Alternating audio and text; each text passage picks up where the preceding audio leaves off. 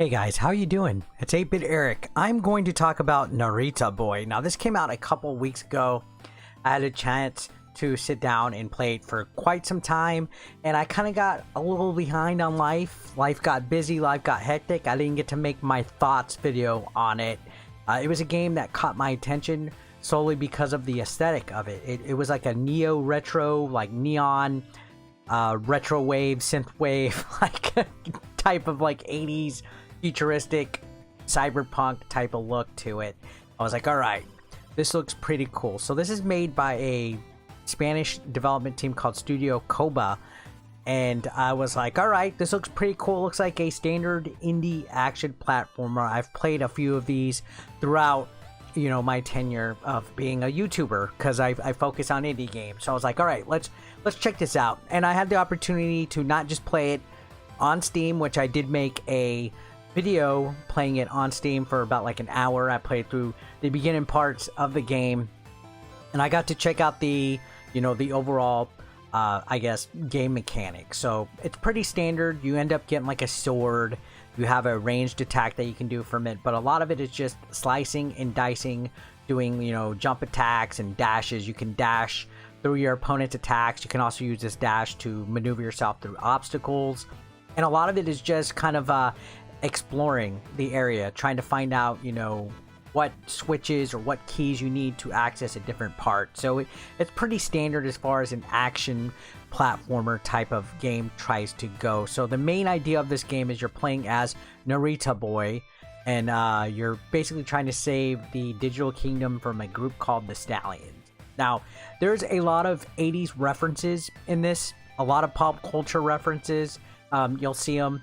A lot of times they're a little subtle, but when you see them, you're like, oh, I see what they did there. So you can tell the developer of this game had a lot of love for retro and for the past and things like that. It's very subtle. I will say, first and foremost, this game is absolutely beautiful to look at.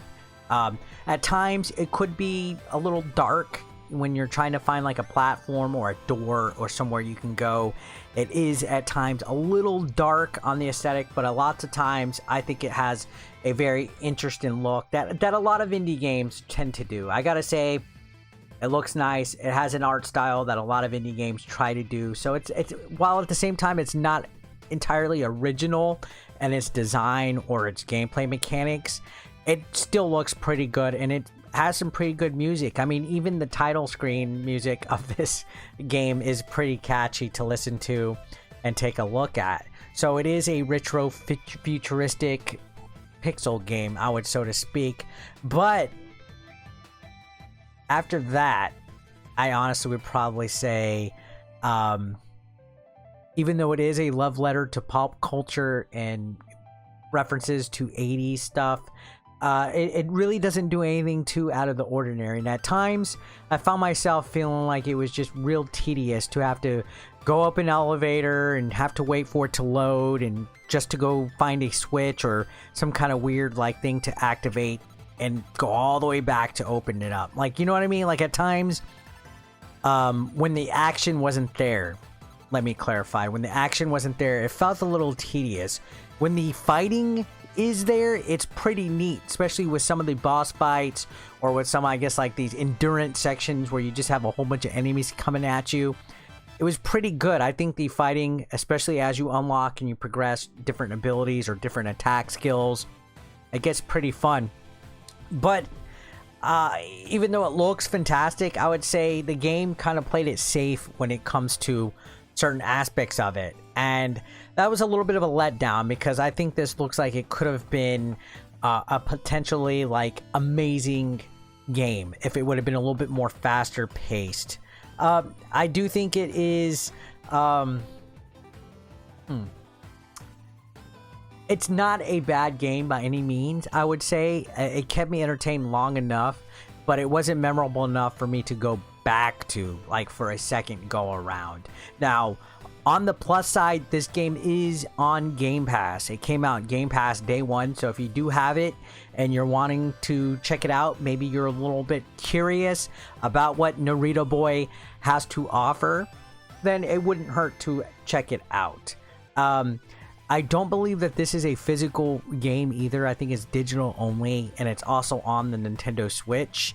So you can choose between PC, Switch, or Xbox. I didn't try it at all on the Nintendo Switch.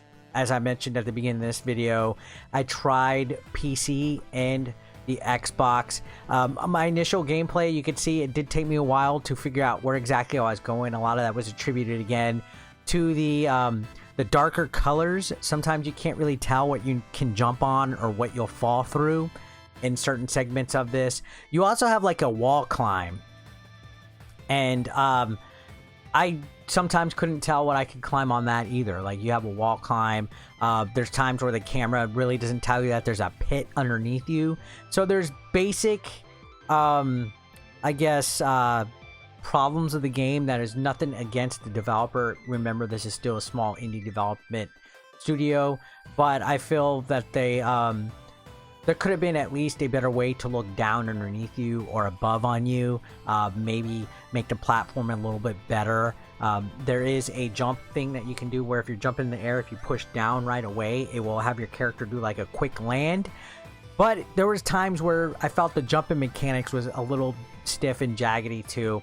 Again, not a bad game by any means, but one that I felt wasn't as memorable as the aesthetic looks with the game, because this is a real good looking game, but the gameplay to me is just okay. So if I was to rate it from a scale of 1 through 10 on the 8BE game grading scale, I would say Narita Boy is like at a 7. It's good enough, but it's not a fantastic, great indie sleeper hit that I had hoped it would be. It's challenging at times. There's a bit of difficulty to it, but as far as playing through it again, or maybe doing like a completionist run, I probably would just hold back on it. It was good for a quick one-time playthrough, in my most humble opinion. And this is coming from somebody that likes retro games, that likes callbacks to the 80s. Again, the aesthetic, the neon purple, the blues, the way that it looked like an 80s homage is what attracted me the most to it. It was okay. I don't want to burn the game too hard and make you guys think that it's absolutely crap, because it's not.